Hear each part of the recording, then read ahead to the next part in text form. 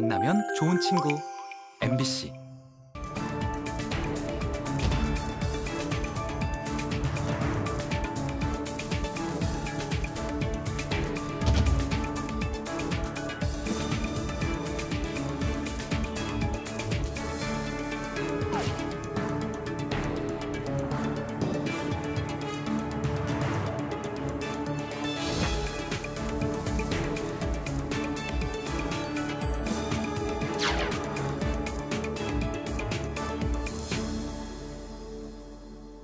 우리는 보통 기쁘거나 슬플 때 눈물을 흘리죠. 하지만 이 감정이나 의지와 상관없이 눈물이 흐른다면 이때는 분명 안과적 질환을 의심해 볼 필요가 있을 것 같습니다. 맞습니다. 시도 때도 없이 눈물이 흐른다면 일상생활이 불편한 건 물론이고요. 그렇죠. 합병증까지도 걱정하셔야 된다고 합니다. 네. 오늘 TV 메디컬 약선에서는 눈물 흘림의 진단과 치료법에 대해서 알아보도록 하겠습니다. 눈 도움 말씀 주실 주치의 모셨습니다. 안과 손준혁 교수님과 함께하겠습니다. 안녕하십니까? 어서 오세요.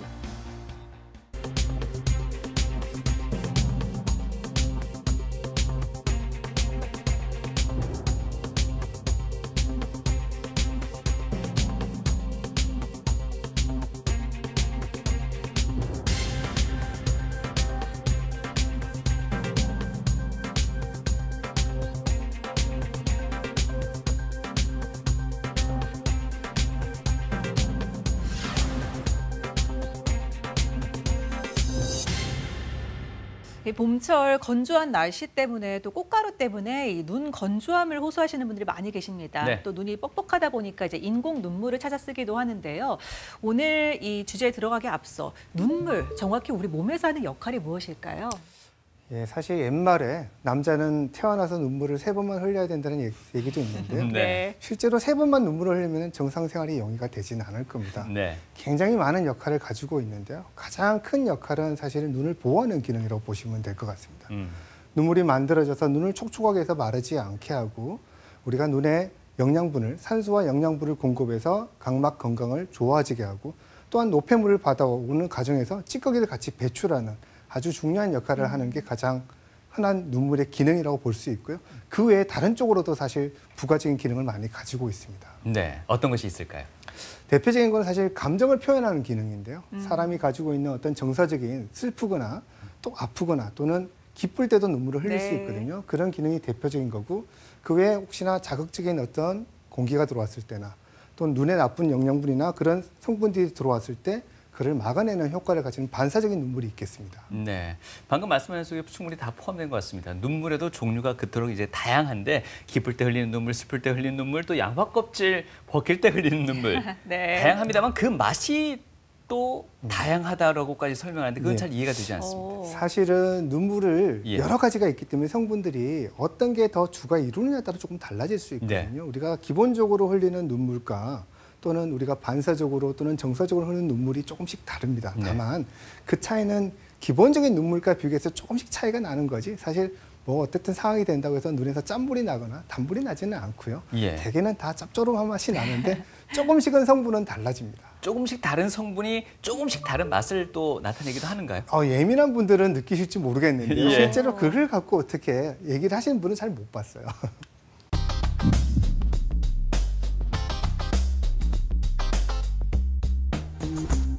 앞서 감정의 종류에 따라서 이 눈물의 성분도 조금은 달라진다 이런 이야기도 해주셨는데 네. 그럴 때도 있습니다. 속상하고 힘들 때 차라리 확 울어버리면 뭔가 시원하고 개운해지면서 감정이 정리가 될 때가 있어요. 물론이죠. 네, 이렇게 눈물은 감정의 통로라는 이야기도 하는데 문제는 이 감정과 상관이 없이 계속 눈물이 나는 거 문제가 될 수 있겠죠. 맞습니다. 네. 울지 않아도 눈물 나는 게 되게 눈물 흘림증이라고 얘기를 하고 있고요. 네. 주로 40대 여성에서 잘 나타납니다. 40대 이후 여성에서 잘 생기면서 많은 분들이 나이가 들면서 생기는 자연스러운 현상이라고 생각하긴 하지만 그래도 틀림없는 질병의 일종이죠. 눈물 흘림 환자의 연령별 성별 분포를 보시면은 붉은색이 여성이고 파란색이 남성입니다. 그래서 아무래도 여성이 많은데요. 그 이유는 해부학적으로 여성 얼굴이 더 작기 때문에 눈물길이 더 좁아서 더 잘 발생한다고 얘기를 합니다. 나이가 들면 들수록 쭉 늘어나긴 하지만 사실은 70대, 80대는 모집단이 적어서 그렇고 계속 늘어나는 질환이라고 보시면 될 것 같고요.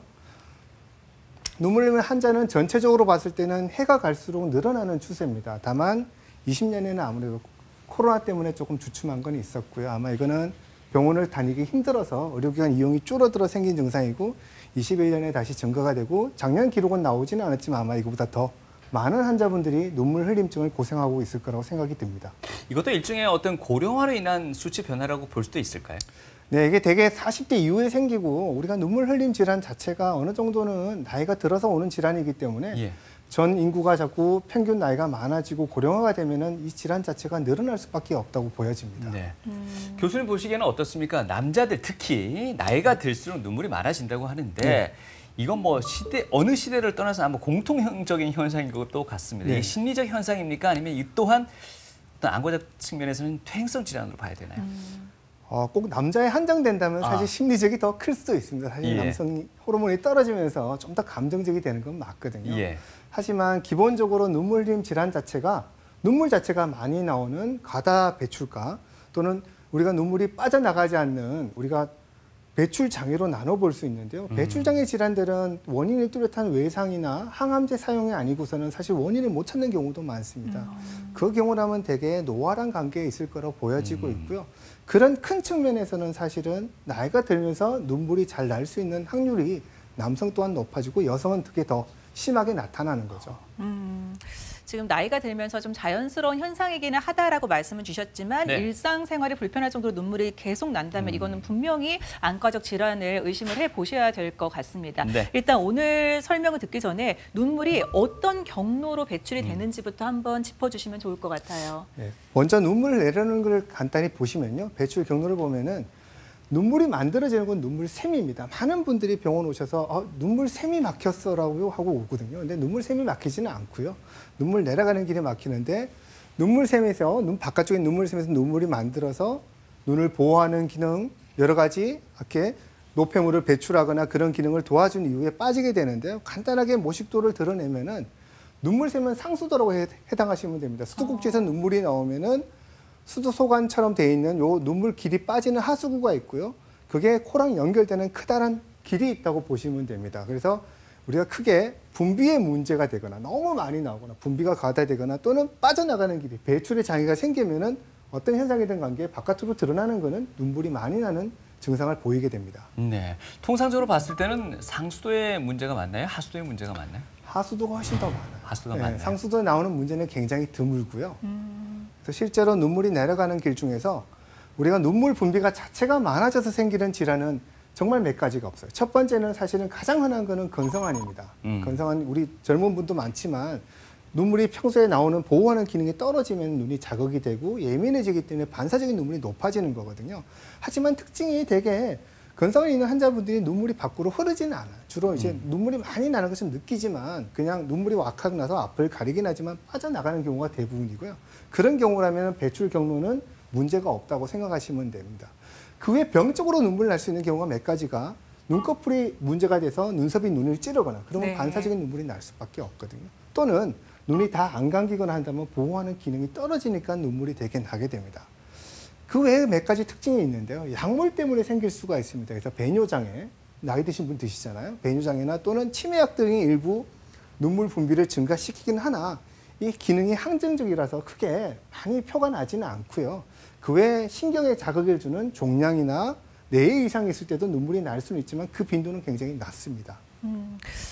평소에 컨택트 렌즈를 오래 착용하시는 분들, 평소엔 건조하다고 생각하셔서 인공 눈물까지 쓰시지만 이게 또 장기간이 되면 눈물 흘림을 유발할 수도 있다 이런 이야기도 들은 것 같습니다. 네. 어떤가요? 흔히들 보는 경우인데요. 컨택트 렌즈 때문에 눈물이 나는 가장 직접적인 원인은 사실 자극을 주는 자극성 눈물의 증가입니다. 컨택트 렌즈 자체가 이물처럼 작용을 하는 경우고요. 특히나 자기한테 맞지 않는 두께나 크기의 렌즈를 꼈을 때 더 잘 발생하기도 하죠. 하지만 여성분들에게 특히나 젊은 여성분들이 오는 것들은 되게 소프트 렌즈를 오래 꼈을 때 소프트 렌즈가 물을 땡기거든요. 눈물을 땡겨야 됩니다. 그러면 눈물이 갖고 있는 산소나 영양분을 주는 기능이 떨어지게 되고 그래서 각막 상태가 좋아지지 않아요. 그래서 각막 상태가 나쁘니까 그로 인해서 자극적으로 눈물 나는 경우가 있기 때문에 너무 지나친 렌즈의 사용은 피하셔야 됩니다. 어떻습니까? 요즘 어린아이들, 영유아들 같은 경우, 아니 초등학생들 같은 경우에는 시력을 보호하기 위해서입니까? 아니면 시력을 좀 더 개선시키기 위해서 렌즈를 착용하는 경우들도 상당 부분 있는 것 같습니다. 이건 어떨까요? 맞습니다. 그 밤에 끼는 렌즈, 예, 흔히들 예. 말하는 시력 교정 렌즈라고 얘기를 하는데요. 밤에만 끼고 그때 눈을 감고 있거든요. 예. 사실 그래서 눈물적인 영향은 크게 나진 않고 낮 생활할 때는 벗는 경우가 대부분이라서 사실 그거는 눈물에는 영향을 크게 주지는 않습니다. 예, 알겠습니다. 지금까지 이제 상수도 측에 어떤 문제가 생겨서 나올 수 있는 장애를 알아봤고요. 지금 네. 하수도 쪽으로 한번 또 알아보도록 하죠. 네. 사실 질환이 생기는 거는 하수도 쪽이 더 많거든요. 예. 하수도는 우리가 말하던 여러 가지 하수도 구멍이 있고요. 눈물점이라고 위아래 두 군데가 있습니다. 두 군데가 있고 작은 눈물 소관이 있고 눈물을 잠시 모아놓는 눈물 주머니가 있으면서 코로 빠지게 되는데요. 제가 말씀드린 이 여러 곳에서 단 한 군데라도 문제가 생기면 눈물이 나게 됩니다.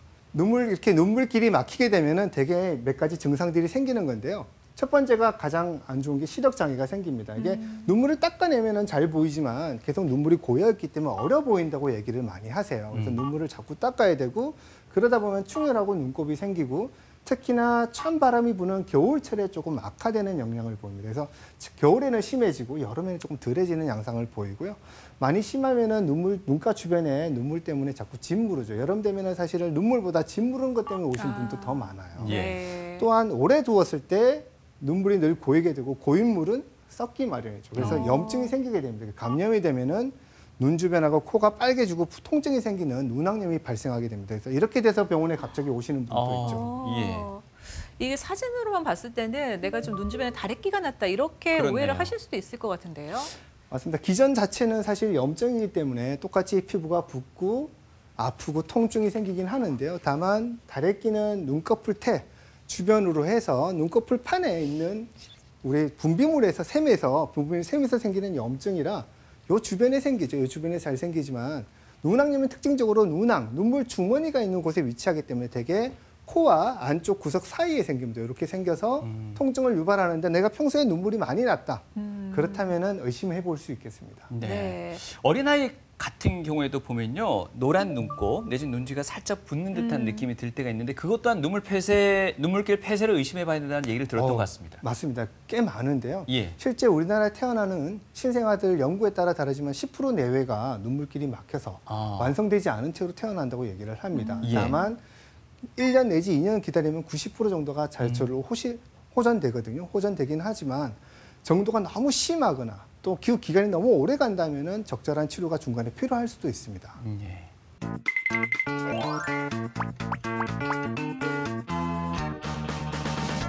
건강한 노년을 위해서 관리해야 될 질환이 굉장히 많습니다. 그중에서 단연 안구 질환이 관심이 굉장히 높을 거라고 생각하는데요. 안구 질환에 대한 오해와 진실 질문 있음을 통해서 한번 알아보도록 하겠습니다. 선생님, 앞서 스튜디오에서 눈물이 마음대로 조절되지 않는 것을 눈물 흘림이라고 표현해 주셨는데요. 우리가 흔히들 이렇게 외관성으로 바라봤을 때 눈이 굉장히 큰 분들 계시잖아요. 뭐 개인적으로 저는 굉장히 부러워하는 사람이지만요. 그런 분들이 오히려 그 안구 질환, 그러니까 눈물 흘림 질환에 노출되는 게 더 높지 않을까 그런 생각이 드는데 어떻습니까? 일부 맞는 얘기거든요. 그래요? 실제로 후천적으로 눈이 커지는 질환들이 있어요. 뭐 갑상선 안병증이라든지 아니면 눈 뒤쪽에 종양이 있다든지 해서 눈이 커지게 되면은 그런 분들은 거의 다 100% 눈물 질환을 동반하게 됩니다. 다만 선천적으로 타고난 경우라면은 어릴 적부터 그 적응이 된 상태라서 눈의 크기는 사실 큰 차이는 나지는 않지만 확률적으로는 아무래도 눈 큰 분들이 조금 더 예민할 확률이 높아요. 왜냐하면 바깥 대기 자극이 아무래도 바람이 불거나 하면은 눈이 작은 분들은 조금 덜 들어가거든요. 근데 눈이 큰 분들은 아무래도 조금 그런 데 노출이 좀 더 많이 되긴 하지만 원래부터 갖고 있던 큰 눈이라면은 사실 거기에 대한 어느 정도 적응이 되어 있기 때문에 그렇게 큰 차이가 나지는 않습니다. 네, 조금 전에 야외 활동에 관한 이야기를 해주시면서 안구 건강에 대해서 한번 지적해 주셨는데 요즘 같은 봄날 같은 경우에는 꽃가루 알레르기를 앓고 있는 분들이 굉장히 많습니다. 뭐 비염이든지 결막염이든지 다양한 질환을 앓고 계시는 분들 생각보다 꽤 많더라고요. 네. 그런데 요즘 떠도는 이야기가 있습니다. 코 건강에 관한 이야기인데요. 코 건강하면 비염 혹은 축농증 있잖아요. 이런 분들이 오히려 눈곱이 잘 낀다고 하는데 이건 틀린 말 아닙니까? 아니요. 일부 맞는 말입니다. 눈곱이 잘 낀다고요? 네네. 실제로 눈물이 내려가는 길이 코로 연결이 되거든요. 그래서 코로 내려가는데 그 길이 비염이나 축농증으로 해서 막히게 되면은 눈물이 빠져나갈 길이 없기 때문에 실제 눈물이 위로 올라오게 되죠. 그래서 실제 코가 안 좋으신 분들은 확률적으로 더 눈물 날 확률이 높습니다. 아, 그렇군요. 네.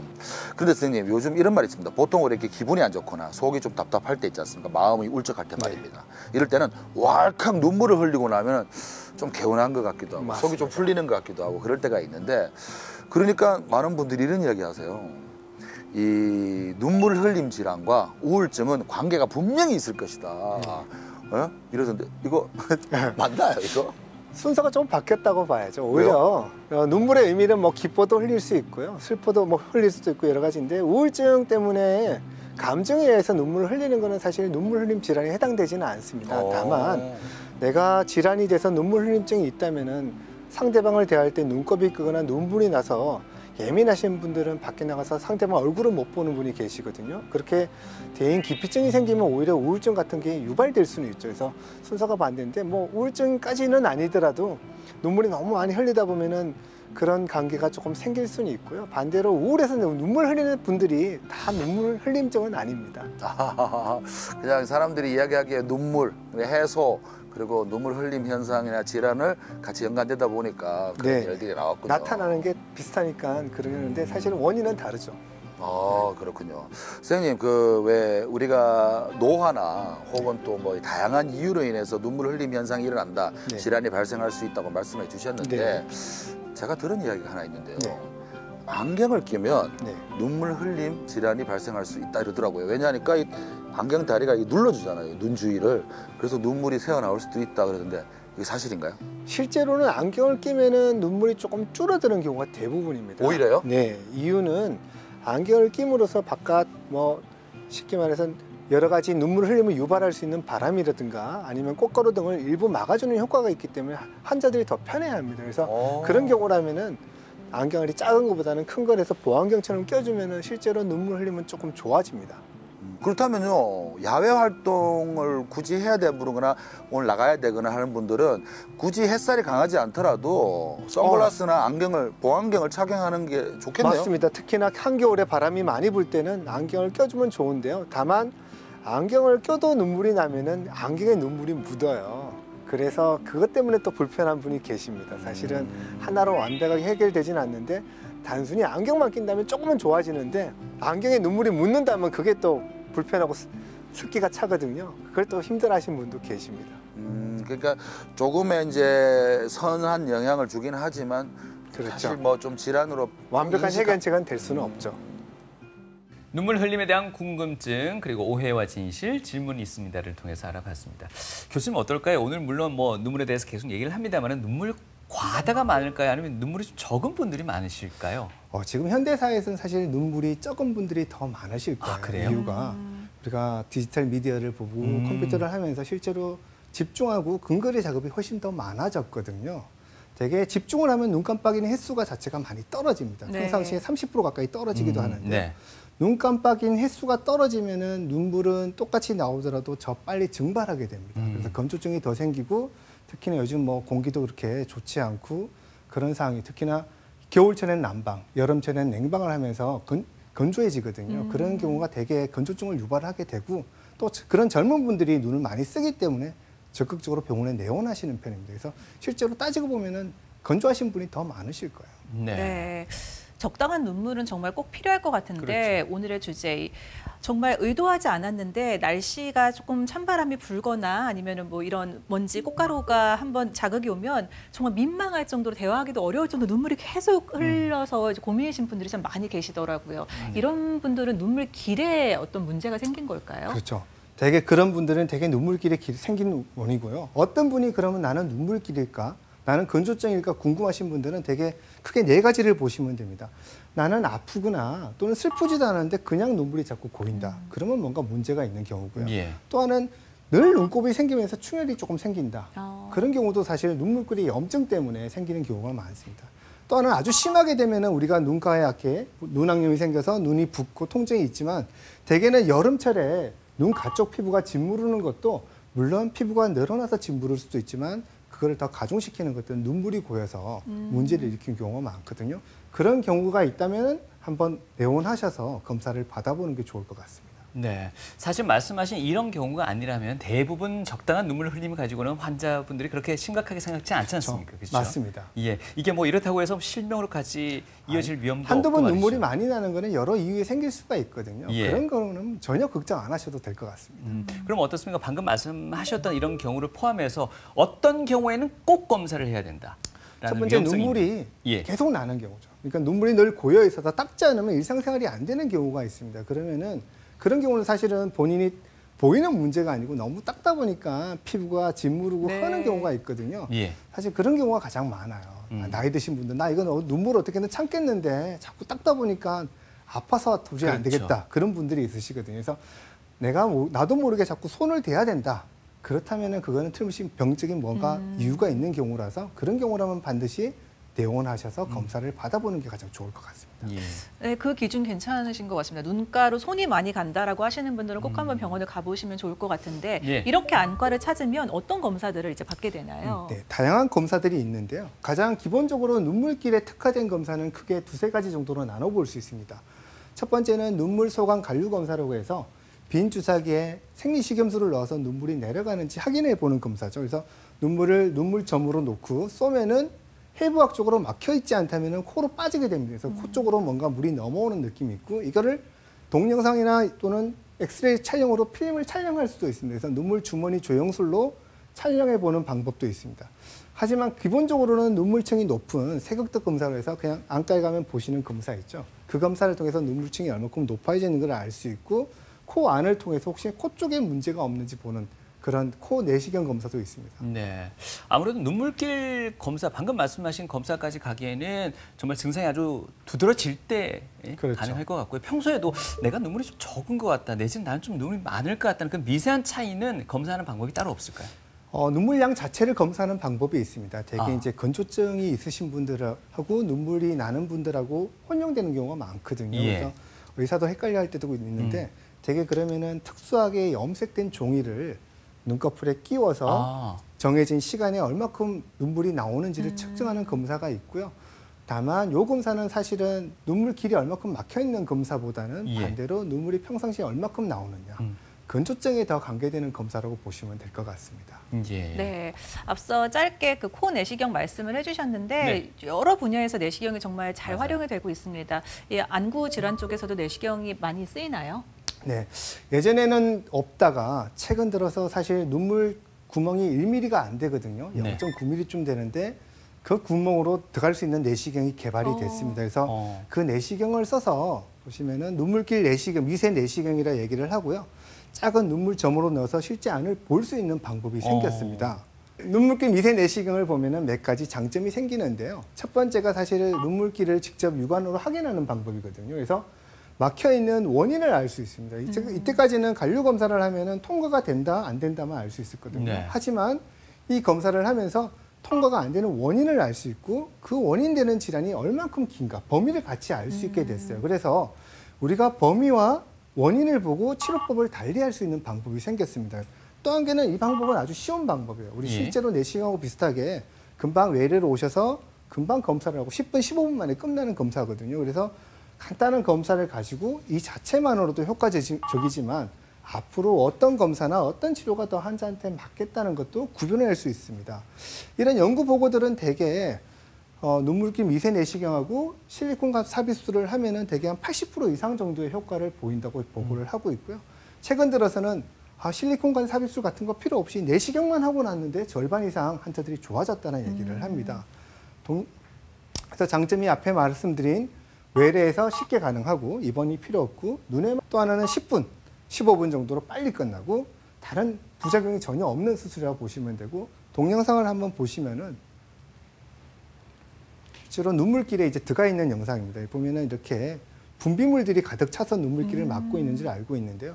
예전에는 실제로 관류 검사를 하면 이런 경우는 내려갔어요. 왜? 관류 검사는 많은 양의 물을 높은 압력으로 밀어보내는 거거든요. 그러면은 실제로 내려갔는데 눈물은 양이 많지 않고 압력이 높지 않아요. 그러면은 이런 경우라면은 눈물은 실제 안 빠지지만 검사를 하면은 개통이 돼 있는 것처럼 느낄 때가 있습니다. 그래서 우리가 검사를 하면 이런 것들이 찌꺼기가 막고 있어서 눈물이 안 내려가는구나 생각하고 찌꺼기를 다 하나하나 씻어내고 깨끗해지고 나면은 그 길에다가 다시 간을 꼽아서 우리가 눈물이 잘 빠져내려가도록 하는 방법이 있습니다. 그래서 이런 찌꺼기들을 하나하나 보면서 남아있는 찌꺼기가 없도록 다 씻어내고 있는 방법이라고 보시면 될 것 같습니다. 실제 사진들이 뭐 여러 가지 원인들이 있는데요. 이렇게 점액 같은 것들이 막고 있는 경우 있고, 돌이 있는 경우도 있습니다. 돌이 있는 경우도 있고, 길 자체가 좁아지거나 막이 생겨서 막혀 있는 경우가 있는데, 막이 생겨서 막혀 있는 경우라면 예전에는 검사를 하면 안 내려갔거든요.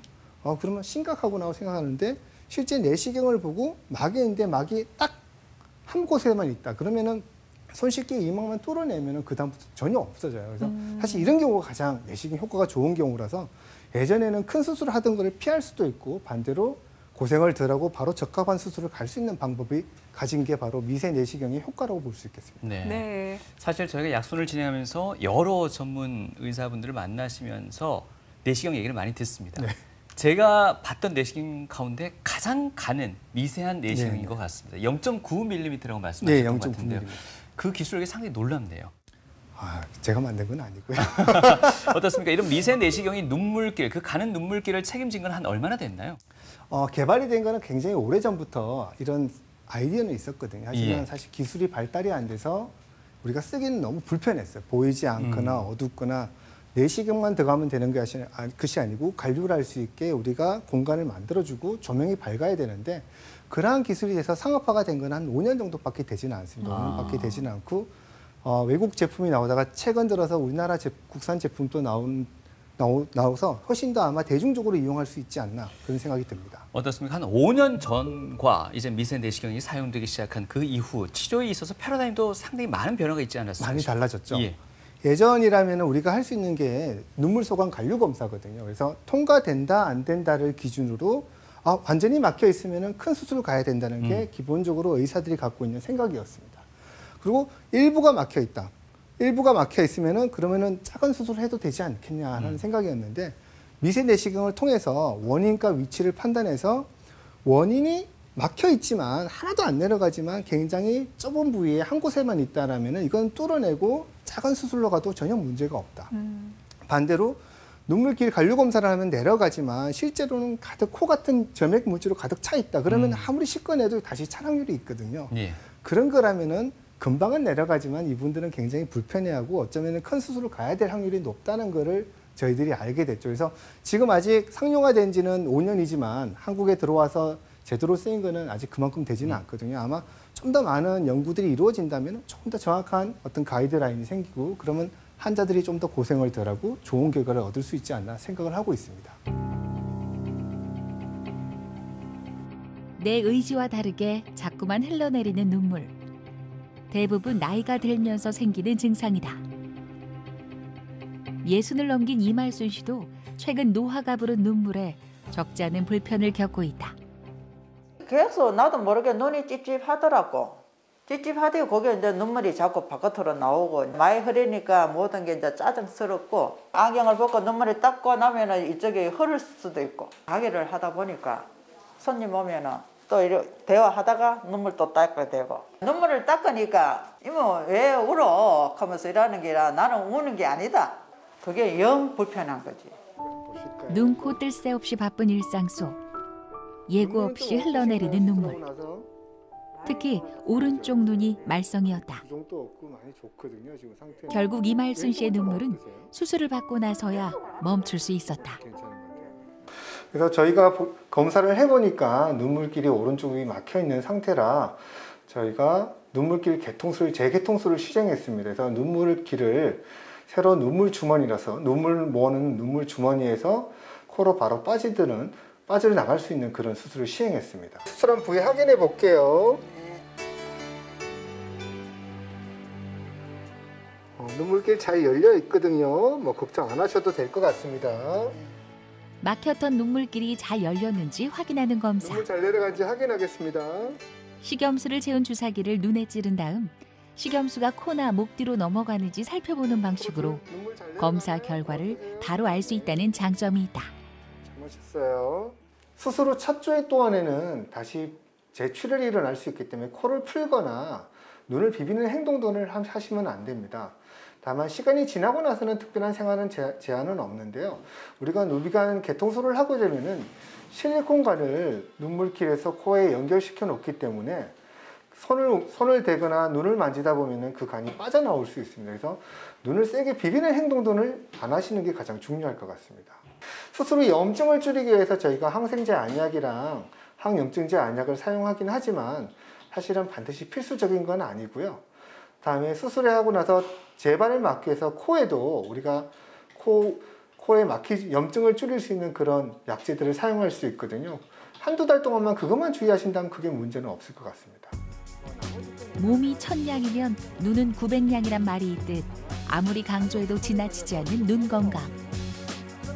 눈물길 장애는 방치하면 2차 감염을 일으킬 수 있어 눈물길을 빨리 열어주는 것이 중요하다.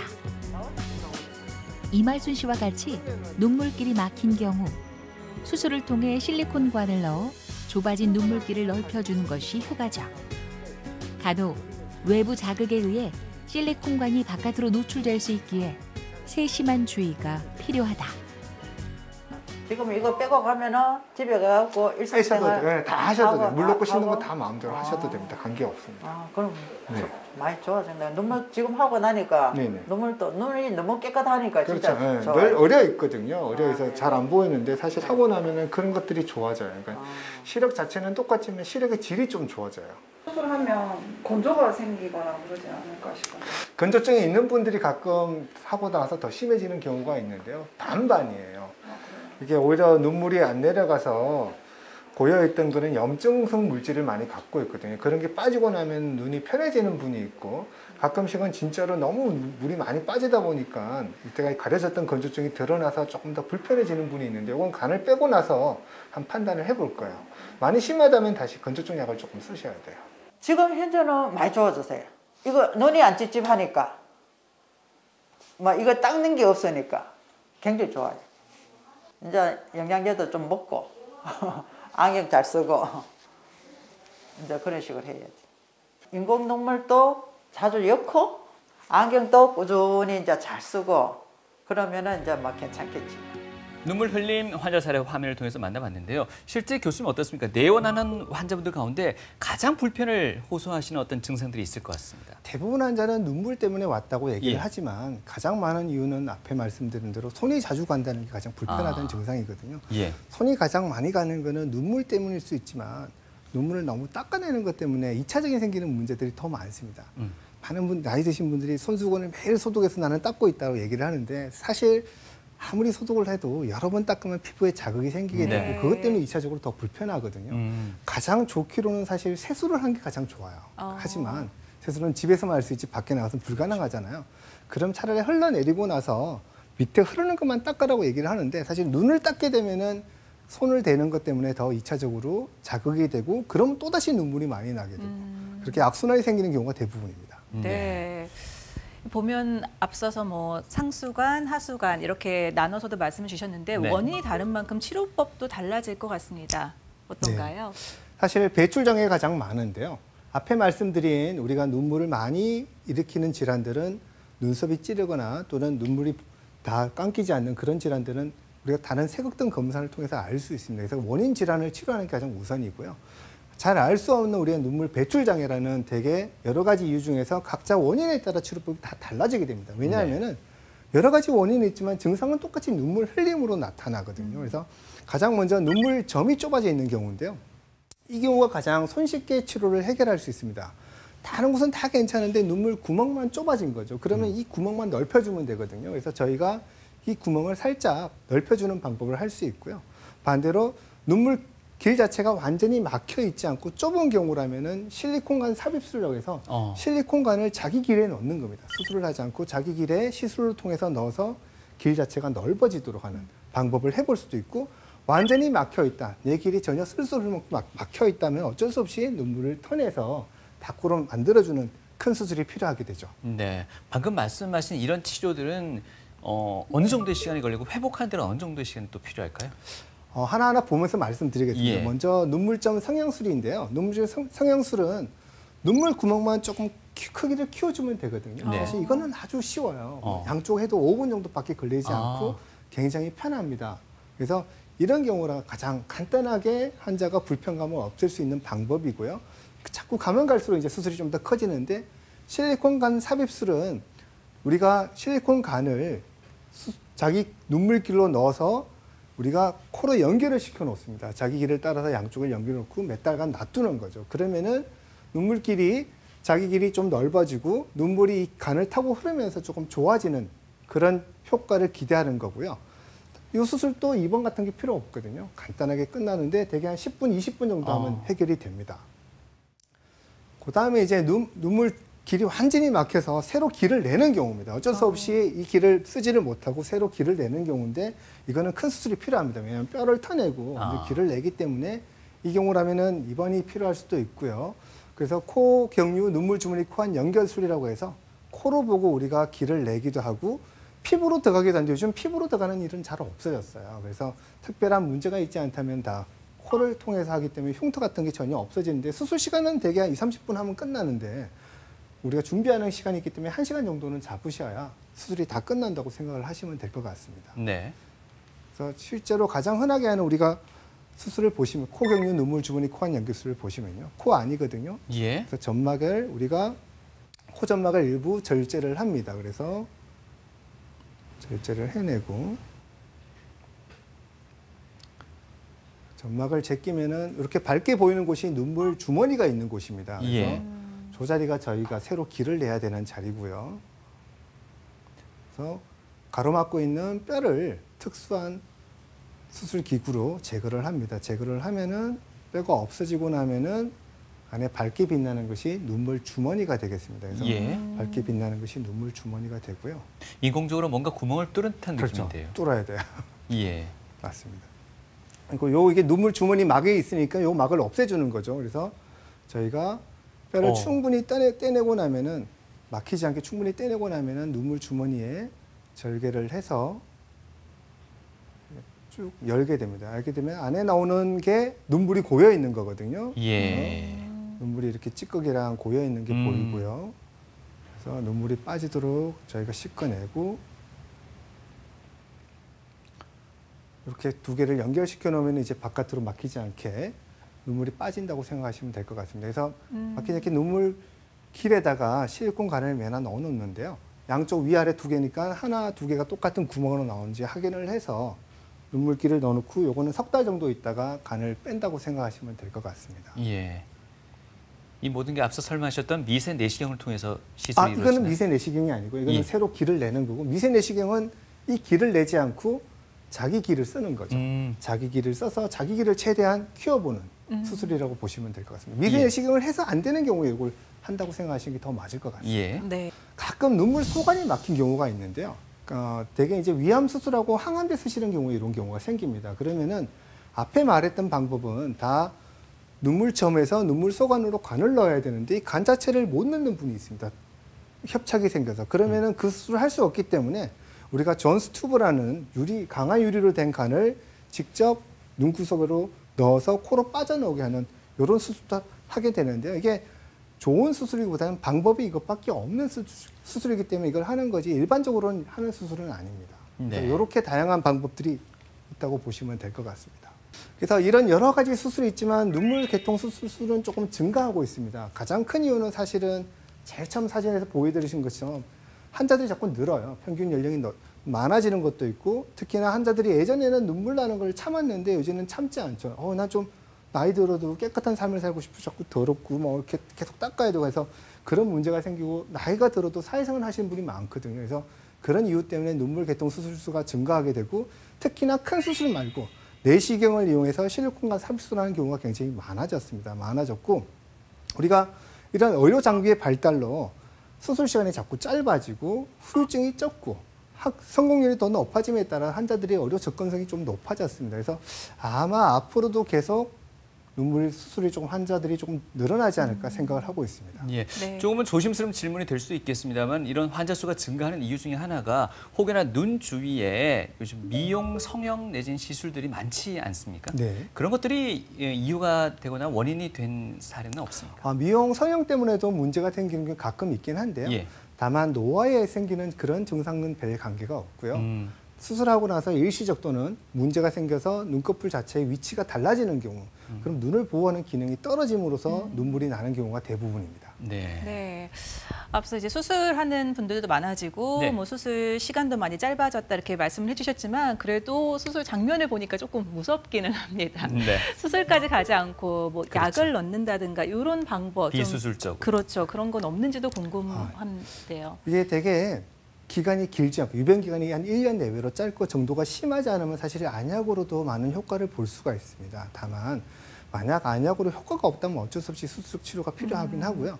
눈물 나서 오시는 모든 분들이 내가 수술을 가야 되는 건 아닙니다. 실제로 눈물 나서 오시는 분의 반 정도는 이런 치료까지는 전혀 가지 않으셔도 되거든요. 그래서 의외로 안약으로 해결하는 부위가 많고 다른 원인이 있을 수가 있습니다. 그러면 다른 원인만 해결하면 그냥 같이 좋아질 수 있는 부분이 있기 때문에 너무 수술을 무서워해서 병원을 안 오실 이유는 없어 보입니다. 네. 수술을 하게 되면 좀 깔끔하게 해결이 되고 재발할 확률이 많이 없나요? 수술 중에 이렇게 내시경을 이용한 실리콘 간 삽입술은 대개 성공률이 80%, 높아져도 아직 80%거든요. 그러니까 사실 아직은 10명 중에 2명 정도는 다시 증상이 재발할 확률이 있습니다. 재발할 확률이 있고 만약 그걸 해서 안 된다면 어쩔 수 없이 큰 수술인 눈물 주머니 코안 연결술을 해야 되거든요. 눈물 주머니 코안 연결술은 성공률은 90% 이상으로 보고되고 있고요. 혹시나 다시 재발되더라도 손쉽게 재수술로서 증상을 없앨 수가 있습니다. 네. 자, 아무리 그렇게 말씀하셔도 병원 가면 절대 안 되는 줄 아는 분들도 아직 여전히 많으십니다. 네, 맞습니다. 하지만 이런 경우에는 절대 방치하지 마십시오 하는 어떤 기준점은 있어야 될 것 같습니다.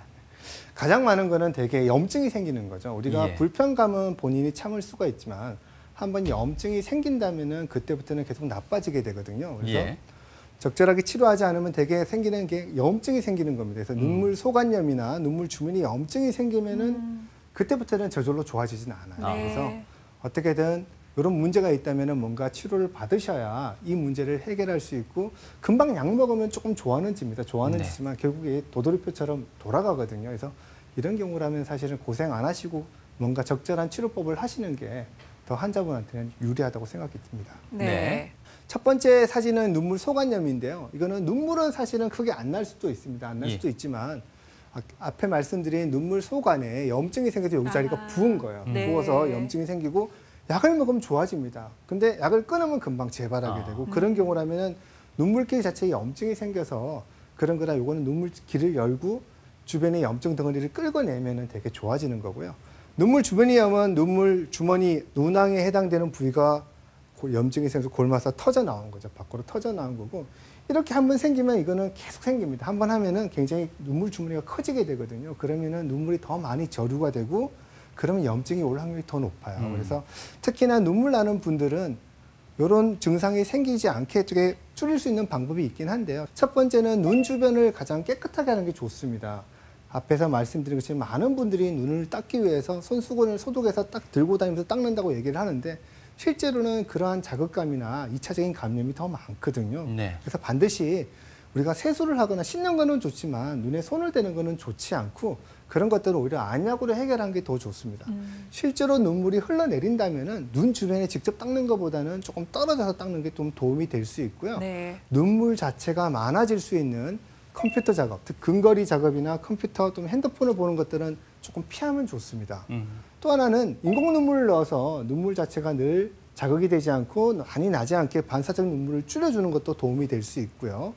한겨울에 또는 바람이 많이 부는 날에는 안경이나 보안경을 써서 외부 자극으로부터 어떤 눈을 보호해 주는 것도 많은 도움이 될 수 있습니다.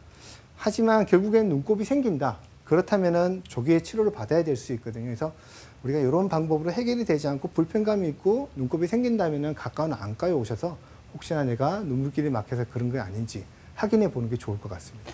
아마 지금 말씀하시는 와중에 보안경 착용이 그 해결책이 될 수도 있을 것 같습니다만 시기적으로 요즘 황사나 미세먼지가 너무나 많습니다. 맞습니다. 이 또한 좀 피해 갈 수 있는 방법은 없을까요? 실제로 사실 황사철이 한 세네 가지 원인이 되는데요. 예. 눈물이 나는. 첫 번째는 사실 황사 자체가 자극감이 생기는 경우가 하나 있고 되게 이 철이 알러지를 일으키는 꽃가루가 날아다녀요. 맞아요. 그래서 예. 알러지 있는 분들은 이것 때문에 가려워서 손을 댑니다. 예. 손을 대니까 2차적인 감염도 많아지고 긁으면 더 가렵죠. 그렇죠. 그래서 사실은 삼중고가 생겨서 눈물 나는 환자들이 더 많아지고 반대로 조금 요 시기를 지나가면 좀 줄어는 드는데 황사는 사실은 뭐 안 나가면 가장 좋긴 하겠죠. 심하신 네. 분들은. 근데 바깥 생활을 한다면은 일단은 뭐 보안경까지는 아니더라도 그냥 안경이라도 끼면 좋습니다. 큰 안경, 태가 큰 안경을 껴서 눈을 보호해주면 좋고요. 내가 비염이 있다 또는 혹시나 알러지가 있다면은 미리미리 알러지 약을 챙겨서 황사 오기 전에 대비하는 것도 하나 증상이 나빠지는 걸 막을 수 있는 방법이기도 합니다. 네, 저는 저 세 번째 보통 눈물이 많이 나시는 분은 내가 안약을 넣어야 된다는 생각, 그 인공 눈물을 넣어야 된다는 생각을 잘 못하실 것 같은데 네네. 평상시에 저렇게 인공 눈물을 넣어주는 습관 같은 거는 좋은 건가요? 네, 가장 많은 사실 눈물 흘림 질환 중에 첫 번째가 건성환이거든요. 안구 건조증이 가장 확률적으로 높습니다. 그래서 그런 분들은 오히려 인공 눈물을 써주는 게 훨씬 더 눈물이 적게 나고 불편한 게 없어질 것 같고요. 다만 나는 인공 눈물하고 관계없이 건성환이 없이 눈물길만 막혀 있다는 분들은 사실은 이거를 쓰더라도 크게 도움을 받지는 못합니다. 하지만 기본적으로 가장 많은 빈도는 건성환 가진 환자들이 많기 때문에 써보시고 한번 판단을 해보시는 것도 나쁘지 않을 것 같습니다.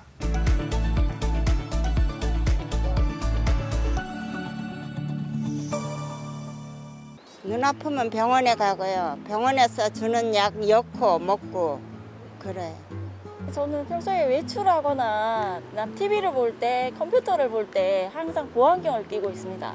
눈곱도 자주 끼고 눈물도 흐르고 그래가 안과 한 달에 한 번씩 꼭 가는 편입니다. 안과에 안약을 받아가지고 내도록 이제 그게 치료죠. 평소에 눈에 좋다는 영양제랑 뭐 블루베리나 눈에 좋다는 과일 음식들을 좀 챙겨 먹고 있습니다. 눈물을 흐를 때는 그 레피컨으로 닦고 세수를 하고 손을 비벼가지고 눈을 마사지를 하기도 합니다. 눈물이 날 때마다 손수건 눈물을 닦고 안약도 넣고 그렇게 하는 편입니다. 네, 운전할 땐 눈물이 나거나 하면 시야가 뿌얘져서 좀 위험하거나 그렇더라고요. 매일 그냥 눈물 나면은 손수건이나 휴지나 챙겨갖고 다니고 불편해요. 교수님, 눈물 흘림도 결막염처럼 전염이 되나요? 아닙니다.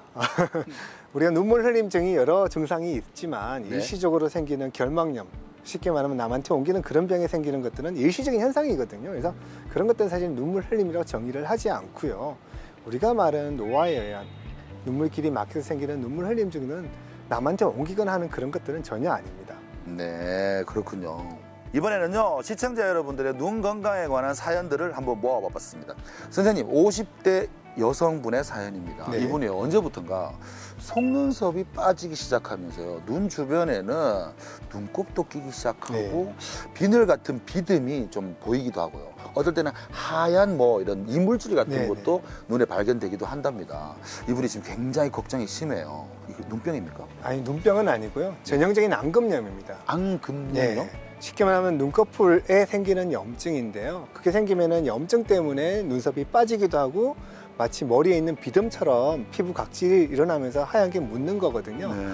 눈 치료제로서 눈을 닦을 수 있는 제품들이 많이 나와 있습니다. 그래서 그런 것들로 조금 관리만 해주시면 쉽게 다 해결할 수 있는 질환들이. 치료도 길게 가는 건 아니겠죠? 치료는 근데 개인 위생이니까 좀 관리를 해야 돼요. 이게 왜냐하면 안 하면은 다시 돌아갈 수 있기 때문에 어느 정도는 하고는 가끔씩은 유지해 주는 게 좋습니다. 네.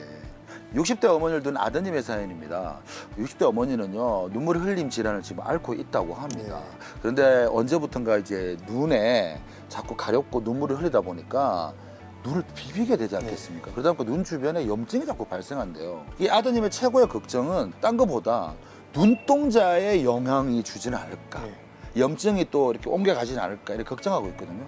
선생님 의견이 좀 필요한 것 같아요. 실제로 많은 분들이 눈물 흘림 질환, 눈물 흘림보다는 손을 대서 닦아서 문제를 일으키는 것도 꽤 많습니다. 2차 질환이라고? 네, 본인들은 깨끗하게 한다고 수건을 닦거나 손수건을 갖고 다니면서 자꾸 닦는데요. 그게 너무 자극이 돼서 피부가 붉게 일어나는 문제들이 생기거든요. 그래서 실제로는 눈물이 나면은 세수를 해서 씻는 게 가장 좋지만 집에 있을 때는 가능하지 밖에 나가서는 불가능하거든요. 그렇죠. 그때그때 계속 씻는다는 것도. 자꾸 손을 대다 보면은 주변에 염증이 더 커지고 2차적인 감염이 일어날 수 있기 때문에 사실 손을 대는 건 좋지는 않고요. 눈물 흘림 자체만으로는 눈의 시력이나 이런 문제를 야기하지는 않지만 염증이 발생한다면은 눈 전체로 퍼져나갈 수 있기 때문에 사실은 위생상 손을 대지 않고 씻거나 아니면 안약으로 해결하는 게 가장 좋은 방법입니다. 많이 불편하네요. 네, 불편하죠. 그러니까 우리 보통 습관적으로 무의식 중에 손이 가버리지 않겠습니까? 그러니까 60대 어머님도 눈물이 나거나 자꾸 이렇게 찝찝하니까 손이 계속 가는데 휴지로 많이 닦으시는데 그런 분들 다 여기가 헐어 있어요. 좋지 않죠. 이번 사연은 20대 여성분의 사연입니다. 2년 전에 쌍꺼풀 수술을 받았다고 합니다. 근데 쌍꺼풀 수술을 할 때 눈 밑 트임 수술도 함께 했다고 합니다. 그런데 수술 이후에요. 자꾸 눈물이 나는 거예요. 그런데 시력까지 떨어지는 걸 느낀다고 합니다. 이거 부작용입니까? 실제로 눈 밑 트임 또는 옆 트임을 하고 나서 눈물을 흘리는 분이 굉장히 많아요. 눈 밑 트임하면 눈을 커지게 하는 건 좋지만 이게 후천적으로 눈이 커지는 거잖아요. 눈에 보호가 덜 되고 눈이 다 안 감기기 때문에 눈물이 노출이 돼서 눈이 노출돼서 문제가 생겨서 시력이 떨어진 경우도 흔하고요. 눈물 자체도 눈물 길로 흘러야 되는데 넓어진 길 때문에 고여있는 문제가 생깁니다. 눈물이 고여있다고요? 네.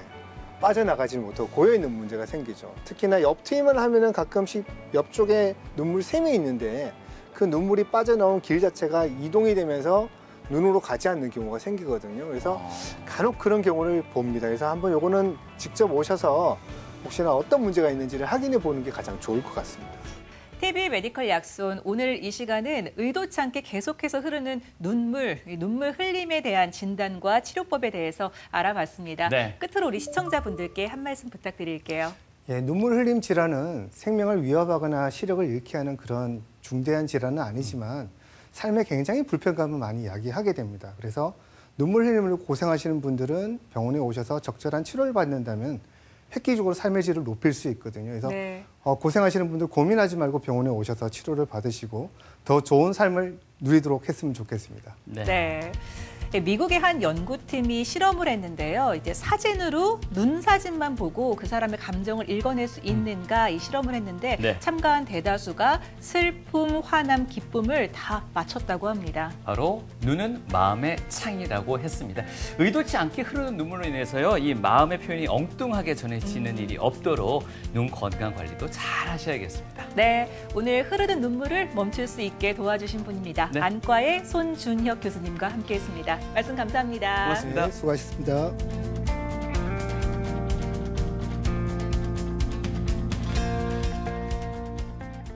사실은 성실한 의사가 가장 좋은 답이긴 한데요. 있다 보면 사실 결과가 좋은 의사가 가장 환자 의사 관계가 편해요.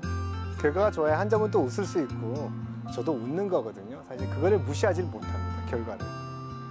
제 분야가 이렇게 많이 피부 봉합을 많이 하는데 단순 작업이잖아요. 정말 쉽게 뭔가 탁 갖다 붙이면 붙는 그런 거 나오면 정말 편하겠다는 생각은 허황된 생각은 가끔 하고요. 가장 지금 연구하고 많이 관심이 갖는 분들은 갑상선 암병증이라고 해서 눈의 모양이 변하는 병이 있거든요. 눈이 튀어나오거나 그렇게 되는데 그걸 원상태로 돌리면 좋은데 그 돌리는 방법은 없어서 다른 방법으로 저희가 해결하는데 그게 환자분이 꼭 원하는 방법이 아닐 수도 있거든요. 수술도 정상적인 뼈를 없애는 부분이라 그래서 뭔가 그런 원상태로 돌릴 수 있는 그런 치료약이 나왔으면 환자들이 정말 좋겠다라는 생각을 많이 하고 있습니다. 됐습니다.